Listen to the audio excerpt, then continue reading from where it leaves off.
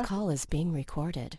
Yeah, it wouldn't let me record, but I am back. Thank you once again. You got it. Right, please don't hesitate to interrupt if you have any questions at all whatsoever. That's totally fine. And thankfully, I see you got the natal chart reading. So we are going to, of course, look into that. And it's great to see you're born in 63 because already right off the bat, we see you're one of us, you're alien gang. You have uh, the moon in Scorpio and Neptune in Scorpio. So, one thing that I find fascinating about the 60s generation is that y'all have Uranus and Pluto in Virgo, and then you also have Neptune in Scorpio. I would really love to do a documentary on that, especially. Oh yeah, that's some of the most fascinating astrology to me, and I didn't really appreciate it until I got older. I remember I always had a feeling like, a mother will always know when her son lies, right? But I always got a Correct. right. I always also got a feeling that y'all have like this uncanny intuition though too, that like even if you weren't present for something, you'll know what happened, right? And once again, a lot of that's just women's intuition, a mother, right? But then I also, when I realized that y'all have Neptune and Scorpio, I realized, oh my gosh, like this is psychic, this is intuition on another level. And my mom, once again, who has this, has always had like very relevant like precognitive dreams, my mother and my father. And to see that you have this as a Pisces sun, oh my gosh, with Jupiter in Pisces, oh wow, this is next level for sure. And I definitely look forward to exploring these layers with you. Please don't hesitate once again to interrupt if you have any questions. I'm going to send you an alien construct article about Neptune on the moon, and you're welcome to check it out as you read it. I actually have Neptune on my moon, but in Capricorn. So what Neptune on the moon is, even though yours is like 14 degrees away, I still consider it or count it because it's in the same sign. And so what we're going to see here accordingly, right, Hmm. is this whole notion of now you being able to read minds, auras, hypnotize others, deeply empathize, communicate with spirit essences of essential oils, assist the dying and crossing over, especially in Scorpio, read other souls and see their greatest potential. So I have this once again in Capricorn, and the 90s generation that has this extends on the Scorpio Neptune. And basically, when people do things, we get an intuitive insight into the deeper intent into their actions. So, with this in Capricorn, this is going to really exemplify a whole lot of how realistically people's actions reveal their character psychically. But in Scorpio, this is a lot purer. It's less action based because it still hasn't gone through Sag, and it's purely based more on intent and psychological understanding. So a lot of people don't know that within moments, you're tapped into their deeper psychological nature, feeling unconscious aspects of them they may not even fully be aware of. And also, like if someone, it may be near impossible to lie to you, even if you didn't have like any details or facts, you would just know. You would just feel that you're being lied to or something's just not right. And this is really cool because there's an occult hidden nature to Scorpio energy, which is pure energy. Uh, Marking your fourth house speaks of pure ancestral wisdom you've inherited and are and now carry this vessel quality towards, but you're constantly going to draw from the realm of imagination, the astral realm with Neptune, very relevant psychological insight, whether through psychoanalysis of who you're with, what environment you're around, and it. This is where in Scorpio, I feel like the traditional view and look on psychic ability and clairvoyance and intuition is expressed classically in Scorpio. Like being able to just gain a feeling about what's happening, which now, as a Pisces sun, the trine to Neptune enables you to feel very intensely and deeply what the hidden nature of experience or meaning is. And then Pisces allows you to actually see beyond that into the ultimate meaning of what vibe you feel and how that shows the ultimate reasoning. This in the eighth house as a Leo rising as queen is going to now put you in the position to deal with others, transform their beliefs, and as Jupiter's on your sun, which is another alien construct, not an article, you evolve people's perspectives. Chiron is on Mercury, so you're also a healer. And now, as a divine spirit healer with Chiron here, congrats for the return. This will now juxtapose opposite Pluto, perhaps extreme fears of sharing your beliefs with others because of how extremely or unconventionally they can react to you, undermine your self-esteem, or realistically just provide fallacious critical perspectives in order to play contrarian, and act like you're crazy or delusional because really, you're a genius with this. Does that resonate? Because I don't want to set it up that it's you versus the world, but if you did feel that kind of sense collectively, there is a good reason for that. So I just want to make sure this is how you experience it. Yeah, actually, yes. I can't it's difficult to share because I always get the blank deer in the headlight look, like, "What are you talking about?" Or do you know what I mean? That we're just not communicating on the same level. Okay. And thank you so much for that confirmation. That helps me a lot, especially seeing that the planet Neptune is right on your sun. And so we see a lot of we see a lot of Pisces suns, moons rising, but really Pisces suns going through Neptune trips right now. I think Neptune right now. Okay, yeah. And when I say Neptune trip, what I mean, uh, more realistically, let's see, 713. Yeah, Neptune is 22 degrees Pisces. So like, the inventor of Planet Watcher is a Pisces sun. I realized, and he's rubbing a lot of people off the wrong way because he's going on, I like to call the Neptune trip. He's telling everyone he's the true king of humanity. He's like Jesus, and like, basically kind of putting off this air. And what I realized is Neptune is a high point of divinity that disassociates one, especially at the Pisces level, from their humanity, because Pisces is the collective vibration that connects everything and everyone.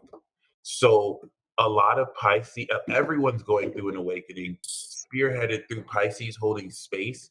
And with Neptune on your sun, and it's cool because it trines your Neptune in Scorpio, it's transcending how much you tap into and believe in yourself, and also be able to, tap higher into your greatest divine self. Not every Pisces is able to disassociate between what they pick up otherworldly and in the real world, and so some come off as super mega delusional because they don't really care to kind of make sense of it, bro. So people don't understand that every one of y'all are like ascended masters. You being a Leo rising, you represent pure divinity, where you are the pure divine being as a solar queen. And so this now puts most of your energy in the eighth. I apologize. Can you give me 2 or 3 minutes? I'll be right back. You bet. Thank you so much for your patience. No worries. Awesome. Yeah. So let me even share this screen so you can see your chart. Yeah, I just wanted to reference this one individual because seeing that Pisces transit, seeing Neptune on your sun is now like tapping your consciousness to beyond this realm. If you think of Neptune like a portal to the astral and imagination, it's through your spirit. This is a once in a lifetime aspect that the last time it was 22 degrees was like 248 years ago. So you are connecting through this portal. It's like you're seeing through reality from behind the veil and you're seeing how everything is connected. And so, what that's going to do, even though you've progressed beyond Pisces and you've already learned a lot of these lessons, maybe you're in like Taurus right now, right? But this is going to disassociate your human understanding of yourself and transcend you into your highest divine being. I think something you've understood about yourself for a while. It's something that you reflect Mhm. divinely towards others. And yeah, they'll give you that like weird look because you speak on it makes sense. Like technically, according to science, you only exist in fantasy and science fiction. So it's hard for people to like understand how advanced what you're saying is outside of them, accepting that it's actually real. So that's something to keep in mind. Like Neptune, that's on your sun, and getting close to Jupiter, it's actually even deeper. Wow, because Jupiter is in Pisces. Jupiter is actually 17 degrees Pisces right now. And as it gets closer in Aries season, it's going to go over your sun and Jupiter. You're going to have the Jupiter return. And then in May, it's going to go into Aries. And that's promising because that means next year's your rising star year. And you're going to get ready to come into a lot of career upgrades coming into 2023. And this is and then May is when you're going to manifest, May of 2022, you're going to manifest, uh, you know, what's the word? Unique career success, unconventional career success that comes in a lot of hard work, especially since 2020 and the 10 years prior, to where what you're manifesting in a 10th is wealth and unexpected income and a legacy that is so like no one else has ever done before. So it's going to hook you up with so much extra money or at least stability and foundation coming into the next year and a half, starting from May. So this is cool because seeing Jupiter so close to your sun means that your very presence is you have a very divine presence and you have so much like abundance and luck. Like just talking to you right now, it wouldn't necessarily be surprising to me if after our conversation something unexpectedly beneficial happens to me that like changes Hmm. my life perspective. And that's the subtle nature of Virgo and Pisces. It's so subtle. You can have a conversation with someone talking about how the weather is cool and it was nice meeting you. We only spoke for 2 seconds, but have a great day. And that simple blessing has changed their life forever. And they may not put two and two together that the reason why after they spoke to you, they met the love of their life or like had a serendipity is because you gave them that blessing because they came across your presence. And Cool. that's how like magical and misunderstood the Pisces magical vibration is.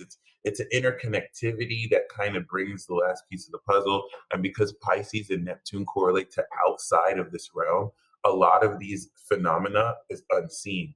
And so that's why I am fascinated with Pisces as a sun vibration, the spirit of Pisces, because whereas Moon and Pisces can feel the unseen, every sun in Pisces is born with extrasensory perception.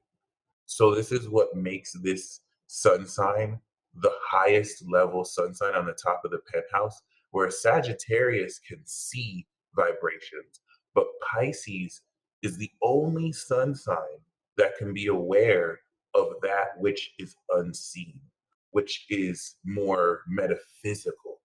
And this is why Pisces is seen as so delusional because Pisces is aware of things that no one else in the zodiac is aware of. Virgo can analyze it. Sagittarius understands Pisces because that's the only sign that can see, and an Aquarius knows. So if Aquarius isn't aware of it, they know even without seeing. It's only Pisces that's aware, and so that can make y'all be the most misunderstood because you understand God, but no one understands y'all really as much as they can, right? We're constantly catching up to y'all. And so this is where, once again, the triple divinity of water is holiness in Cancer, purity in Scorpio, and divinity in Pisces. And we know your soul is transcendently pure, transcendently because of Neptune, and then we know your spirit is divine. But your destiny is holy. It's a transcendent destiny in the 12th house, which could feel once again very misunderstood. I think it works well as a Pisces sun because it's the 12th house North Node is like the martyr's destiny. You're unlocking the sincerity of people's spiritual paths by holding them accountable to how much integrity they have in their lifestyle. So South Node, North Node in the sixth is like service, but South Node in the sixth is using the resources of your incredible behavior and your disciplined lifestyle so that you can follow your heart and how sincerely it feels to follow God, to live this spirituality. This just because it's in the 12th house, it could feel like you're servicing individuals and they don't even know what you're doing. And so you're constantly left misunderstood and like people don't know that you're hooking the collective up with your destiny, but it could just look like you're not doing anything. And so this could make you feel like lonely and misunderstood. Actually, I feel as a Pisces sun though, you'll still love it. I think you're not looking for the I don't think you're someone that's looking for like credit like that or attention like that. Your MC is in Aries, so you're going to come into self-defined success. That Jupiter coming over next year, 2023, will evolve, and then you'll step into May and into next year with Jupiter. So it's just very fascinating once again because the South Node in the sixth house, if it was North Node in the 16th cap, your destiny would be to service other the collective and to align people's lifestyle with integrity. Because if they have a lifestyle of integrity and they're showing up if behaviorally right, then this allows them to explore their spirituality fully sincerely because they live a lifestyle that's actually right. So since the South Node is there, it's like you're able to look at anyone's lifestyle or the collective and you can point out where they lack integrity in their behavior. You can point out where they lack integrity in their lifestyle. And what that does is it helps you help guide people to the unique spiritual path that is aligned with their sincerity. But to the degree with which they can't accept their own hidden nature or their own true self, they'll project on you that you're crazy. They'll project on you that you're making stuff up, even though everything you're speaking on is exactly what they're feeling inside. And that's why it's tough to be water because you can definitely speak to somebody and bring out what they were feeling inside before like their filters or mass or ego gets in the way. It's like you peer through that.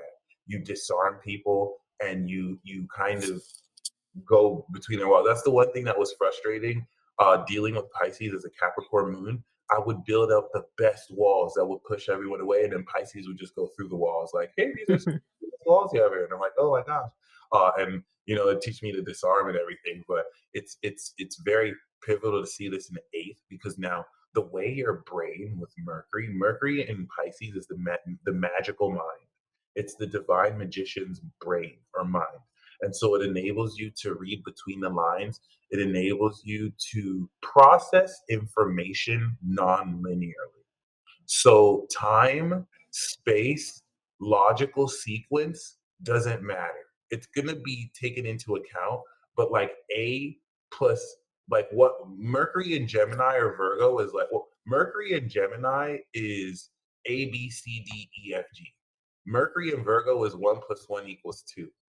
Mercury in Sagittarius is like hedonism versus like Machiavellianism is very philosophical. But Mercury in Pisces, 1 + 1 doesn't have to equal 2. Like you can kind of tie in together non-related, non-linear things, and it all makes sense. The person who you got an ice cream cone from can connect to the dream you had 2 days ago and you'll be able to process information non-linearly and super magically. It's just going to be frustrating for someone who needs things to be super logical, but for intuitive minds like yours, you're able to just process phenomena that's seemingly unrelated to other phenomena, and you'll see the connection and link to it. And it won't always have like a practical reason. You're just going to feel why. You're going to tap into the vibe. I feel like with Pisces in this position, you can talk to ghosts if you wanted to, but you're speaking to a non-material aspect of people too that they may respond to unconsciously. So Mercury here ties your mind into, correct me if I'm wrong, Chiron in the eighth here now looks like you're healing trust issues and dealing with people who take your kindness for weakness or attracting people who seek to cross your boundaries or drawing out this shadow aspect in people that you now confront and heal. Because the eighth house in astrology is other people's resources. So we see you have Uranus and Pluto connected to the second. I'm using the equal sign system. And with Uranus and Pluto here, Uranus and Pluto is one of the most fascinating aspects I'll ever see. And everyone I've met in the 60s is just uncannily psychic. Even people like my father with this, even people who are skeptical and they don't even really believe in this stuff, they're very psychic. Like they're very intuitive.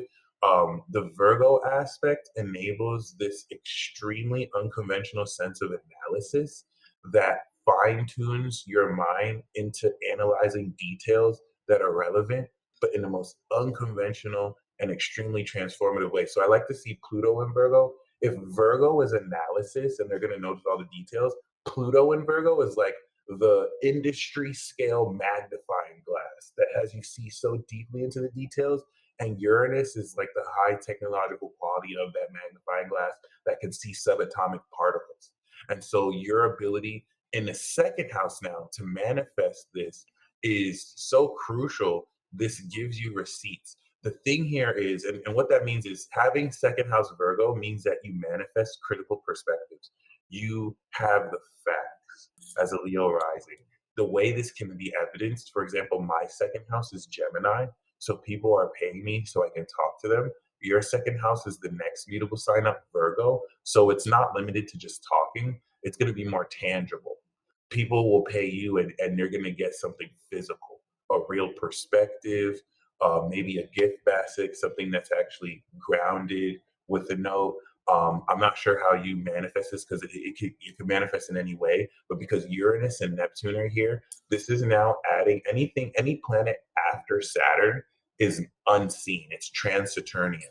So Saturn is the 3D dimensional reality, and then Uranus is the causal mind, which is unseen. Neptune is imagination, ruling Pisces, the astral realm, which is unseen. And then Pluto is the unconscious of the underworld, which is also unseen. So this is deep psychological genius, unconventional aspects of your own subconscious that you're able to manifest automatically through your auto nervous system and intuition, and also determining how detailed you're able to uncannily manifest. This will also put into play that the way you manifest money and value is perhaps some of the most unconventional way you manifest as well, which I only say to encourage, once again, you not having to fit into the conventional way of making money or manifestation. And I can only imagine personally how that will look for you, especially now as Pisces, because as a Pisces sun, um, what this does is personally now put this Virgo aspect of your chart opposite you. And what that means personally is because as a Pisces sun, Virgo is opposite your sun sign, right? Now your awareness of relationships with others is going to be very extreme. The relationships you hold space with other people is going to include, now with Uranus and Pluto, this extreme awakening of sorts where you influence and trigger individuals or the social environment around you very transformatively. But Virgo is open enemy, so this could also include, as a Pisces, spreading that healing, spreading that, abundance, because very magical things will happen in your presence as you're evolving and expanding in Pisces, the magic, but also beliefs. If Virgo's analysis, a lot of Pisces is, Gemini is going to be more ideas and Sagittarius visions, but the ultimate beliefs and reason why you're going to really challenge people to really come out of the old perspective of what they just see physically. And so from the outside perspective, this will attract open enemies that very extremely, and that's another thing. Whenever you have Pluto opposite the sun, I normally see this with people because mainly a lot more people born in like the 90s and 80s call. So I see this a lot with Scorpios, uh, Tauruses. Tauruses born in the 90s have Pluto opposite them in Scorpio. So this is, of course, a more OG version where you have Pluto in Virgo, opposite Sun in Pisces, and people who have Pluto opposite Sun, people just hate them for no reason. Like people extremely hate you or they love you obsessively. There's like no in between. And that's because of the extreme quality of magic that you evoke in other people, this unconscious extreme intensity. If someone is pure, they're going to acknowledge how you rose that within them to be healed. If someone is impure and lacks integrity, that's going to be arisen and it's going to be projected towards you. And certain people will be very irritated that your perspective lifts them out of the outdated, critical, materialist, reductionist perspective that doesn't allow for anything outside of this reality. Even if it was just a simple conversation about ice cream, a lot of this is unconscious and it's going to be more based on your frequency. And like an exorcist, how if that person, and that's another thing with water too, you have a divine spirit and a holy soul. So and a pure soul and a holy destiny. So people who are evil get uncomfortable around water signs, or people who are. It's kind of like how vampires don't like holy water. Like your vibration is like a divine watery cleansing mist. So you'll be able to see almost immediately people who are pure, people who are holy, they gravitate to you. People who are evil and full of crap, they feel very uneasy and they won't know why. But it's because your presence is literally, interacting and influencing them. So this is where that opposition will denote this. So you have Saturn in Aquarius. Saturn in the seventh is kind of like opposite the sun. That can kind of feel like you versus the world. Congratulations. You're going through your Saturn return. What Saturn in the seventh really is you don't play any games when it comes to relationships.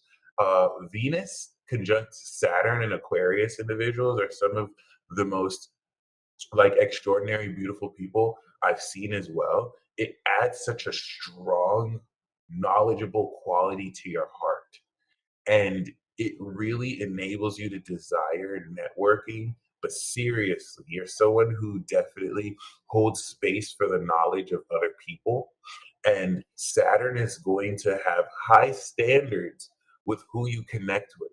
You may like someone, but if Saturn doesn't like them, Saturn is going to block them from your relationship. If they don't have integrity, if they're not knowledgeable, a relationship with anyone won't really work because you're so high level. You're at the highest level of spirituality.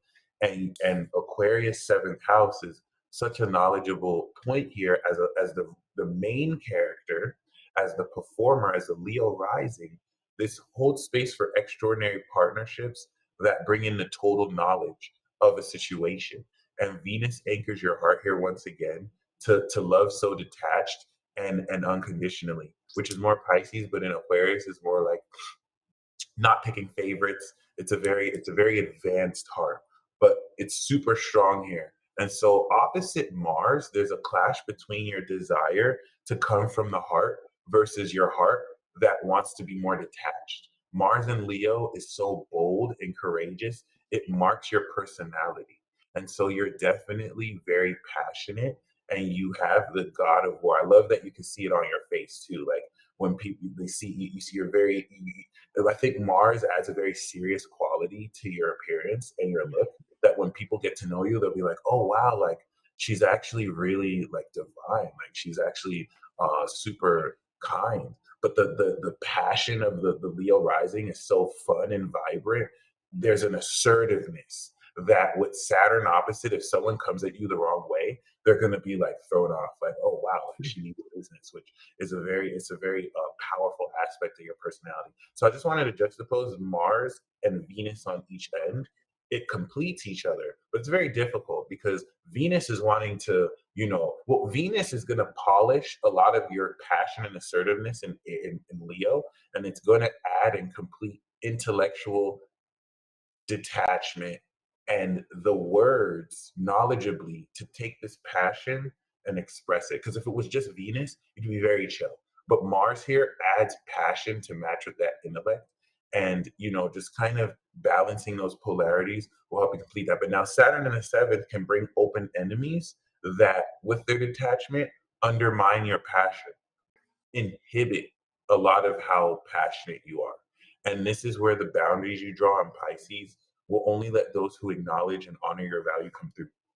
Because now we know that Virgo is going to represent your awareness of relationships with others and who you deal with. And in the second house, your awareness of relationships with others affects directly your self esteem.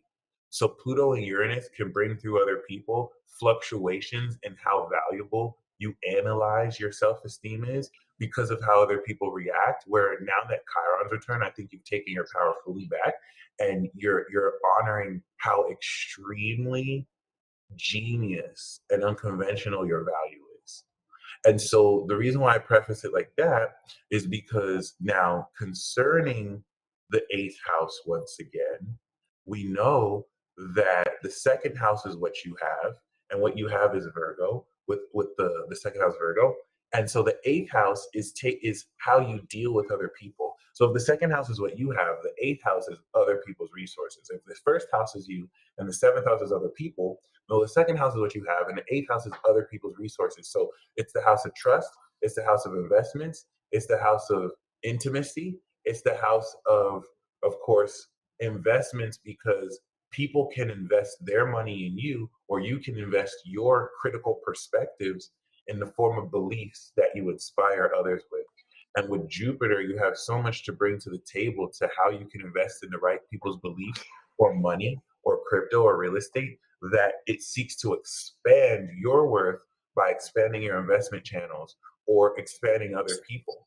It's just in the case where boundaries aren't drawn well, this is where other people can take your resources or ideas, or this can open up people to that trust you to invest in their beliefs. So what I noticed with eighth houses, especially with Chiron here, is that when people are around you, whether they do it on purpose, unconsciously, consciously, or they know or not, they give away all their secrets.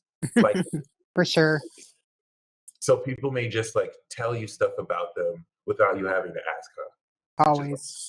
wow, that's very fascinating. And I was gonna say, even if they wanted to hide it, even if you didn't want to pick it up, you would just pick it up. Like you would, even if they didn't say anything, like you'd be able to draw from that, what they need Right. to. It's not always what they say, it's a lot of times what they don't say. Right. I love that.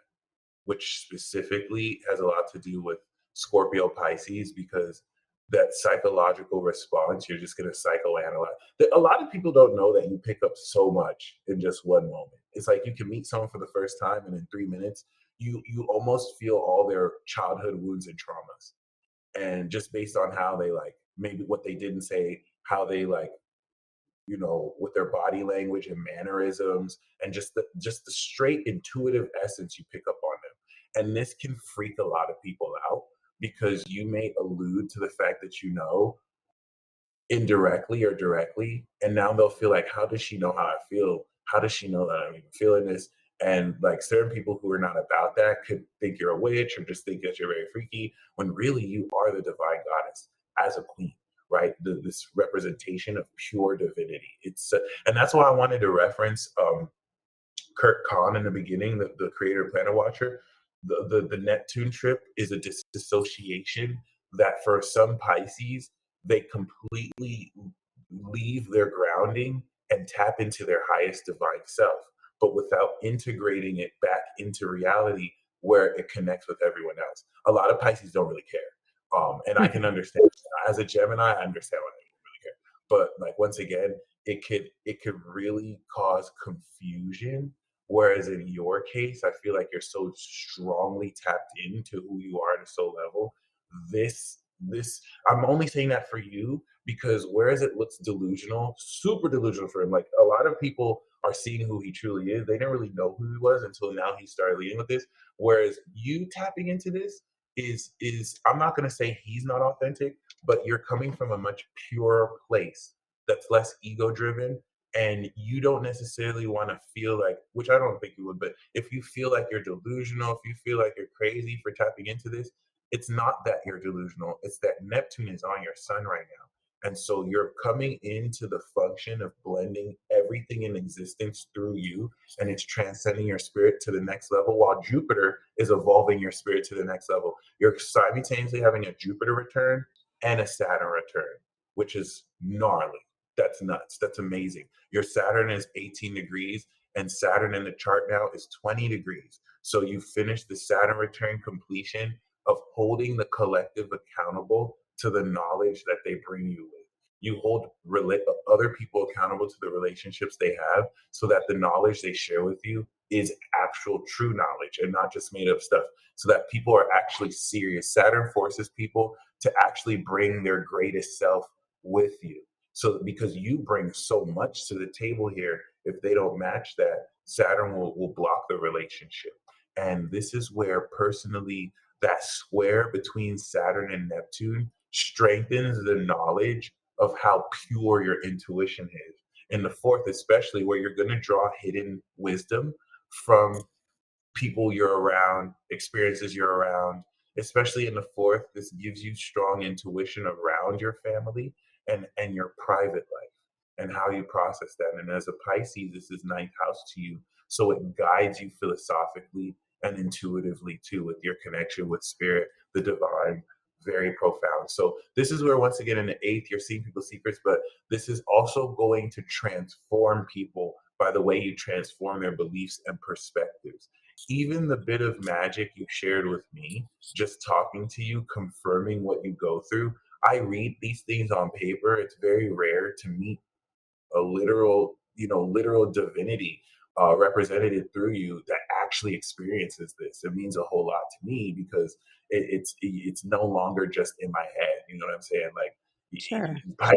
Pisces is a legend. That's what I meant to say. A literal legend.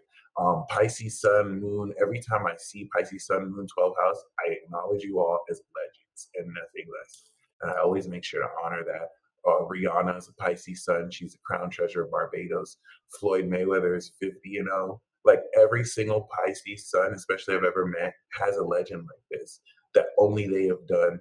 And it's made me respect y'all on a whole nother level. Even though you all bring me out my comfort zone, and that's not always fun, but I do still appreciate the high level of magic divinity. And one thing about Pisces and Virgo as karmic signs, it's hard for them to see this about themselves. They can accept it, but it's hard for Virgo to accept they're perfect. It's not always easy for Pisces to accept they're truly divine. And in the case where y'all do, it fully opens you up to what you're here to do and how well you do it. Mars squares your moon, Venus squares your moon. So it's like that pure intensity of your soul is what balances, ironically, how passionately you exert yourself with Mars, but then how detached you express yourself with others with Venus. It's like Mars is very passionate and bold and it charges you up, but then Venus and Saturn is very poised in the way you connect with others. It's very classy. It takes that ground, takes that passion, it takes that intensity of Scorpio, but it expresses it very controlled, very knowledgeably, which is very, very, very powerful, especially to see the empty Taurus, that open space for a lot of this grounding. So, yeah, that being said, that's a good look at your natal chart.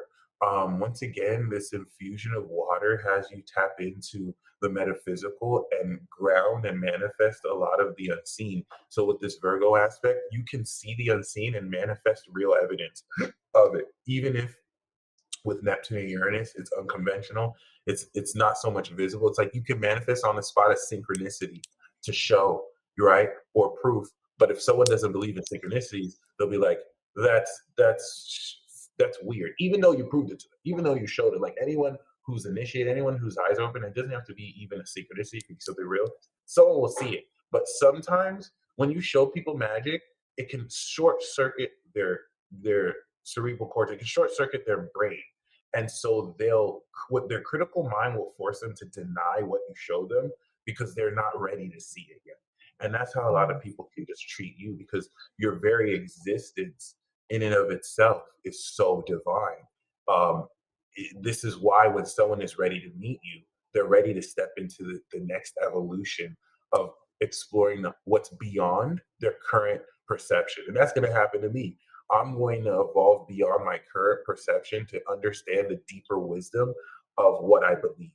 and thank you in advance. This is a gift that you share with everyone just by your divine presence. You know what I'm saying? As we energetically exchange with each other. And other than that, did you have Sure. any questions at all? Well, no, you kind of answered some questions as far as, like sometimes people run from me, Yeah, um, or maybe I run from them. I don't know, but it kind of explains that. Um, do you do you think that this next level for us is what we would call our own personal ascension? I love that. I Yeah. mean, I hate, No, that was you actually know, so on point because for when you say for us, yes, but then specifically for you, your ninth house is Aries. So when Jupiter goes to the ninth house, it's a rising star year. And not only hmm that, it's personal ascension because ninth house is hmm ascension and Aries is personal individual. Unlike collective ascension, that would be ninth house Pisces. For you, you're going through a personal ascension transit starting May and officially 2023. So and because your MC is in Aries, your legacy is in the ninth, which means your legacy is to teach originality. You're someone who's going to counsel people on authenticity, whether directly or indirectly. People are going to see you and they'll be like, she's the one. Okay, this is how I can be authentic. They're going to see how you take action and it's going to inspire them to be more individually themselves. So the MC is your point of mission, legacy, and career, whereas your destiny is the North Node. Your mission clashes with your destiny. So it's your legacy to be, MC in Capricorn is being the CEO of Starbucks. MC in Aries is now being the owner of Amy's coffee shop. So the coffee shop is right based on your brand, but you basically set your hours is favor self-employment. The ruler of your MC is on your rising. So you're directly influencing your success.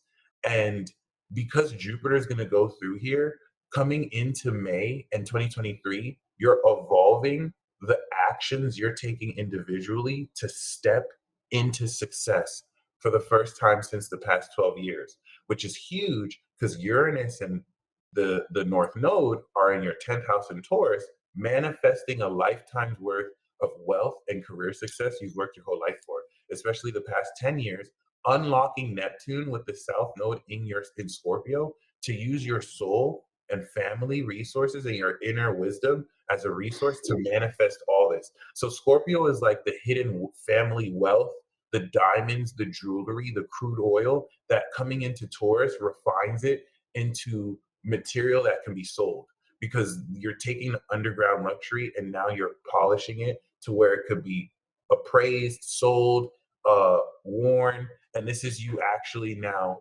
grounding and manifesting practically the work you've done and the fruits of your labor, and you kind of striking oil. So as Jupiter comes through from May, you're going to see your career evolve.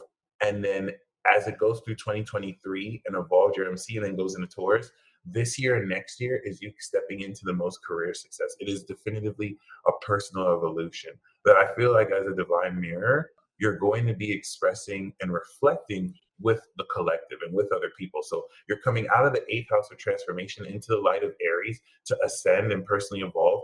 And so that mission and legacy is to come into your own success.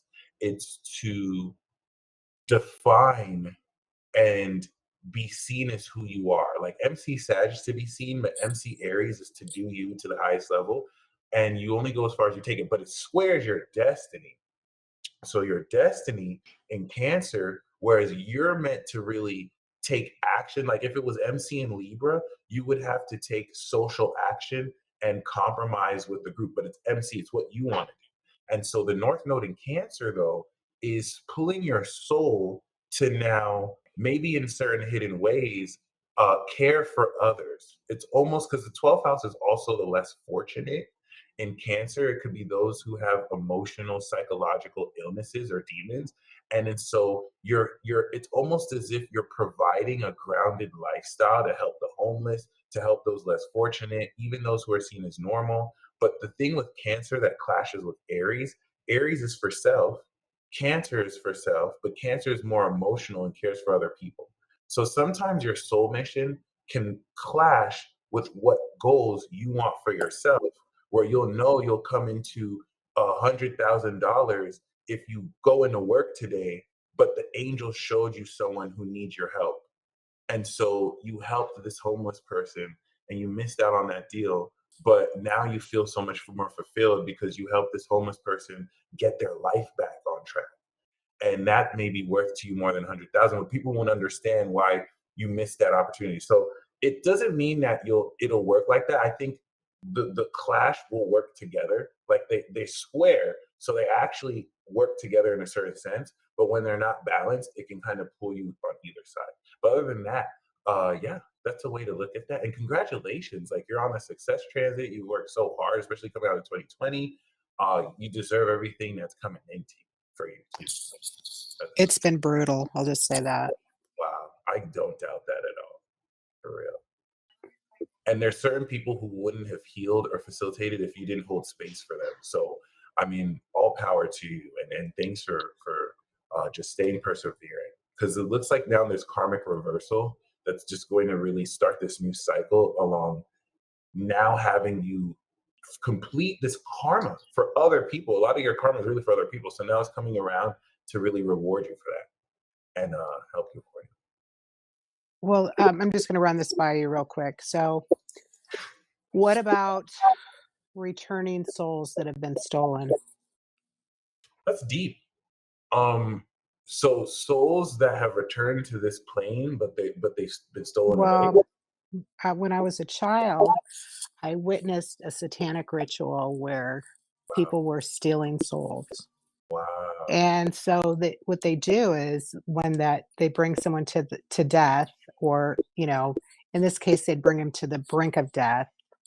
That soul release, I don't even know if they realize that's what they're doing, but they get that energy surge. They get that feeling of the soul passing through them. And then demons, demons would take that soul, and they have those souls. as it's That's what being. they're holding on to them as we speak. So Oh, so the children are soulless. They grow up without a soul. I'm just wondering if I should be repeating them.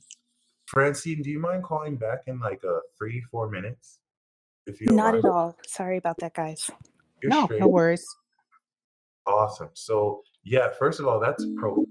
Personally, I've always been I've always felt the concept was real, but to actually meet someone who's seen that, that's amazing because I struggled to believe that someone could be soulless.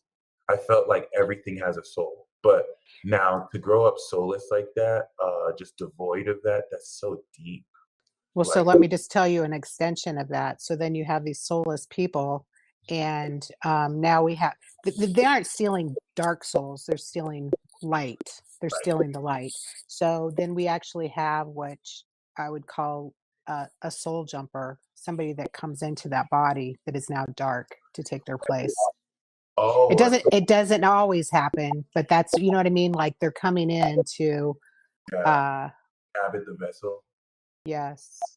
That's deep. I feel like you're aware of this too. Jupiter evolving your sun and Saturn here, because Moon on Neptune gives you complex understanding of soul dynamics like this. So I feel like you may be in a position to actually reverse that, recognize that in people. You may be able to look at a soul and see if that's their original soul, if they're a walk-in or a jumper.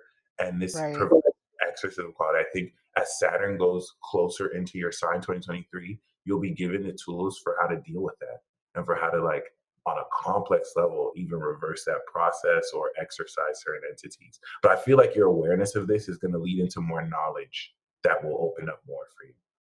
Yeah, there has to be a purpose in that, right? And it might be with the south node too that will unlock that wisdom. But other than that, thank you so much for calling in. I'm going to send you this recording, Okay. and Thank you, Michael. no problem. You feel free to keep in touch if there's any questions. Feel free to also ask too, and I got you.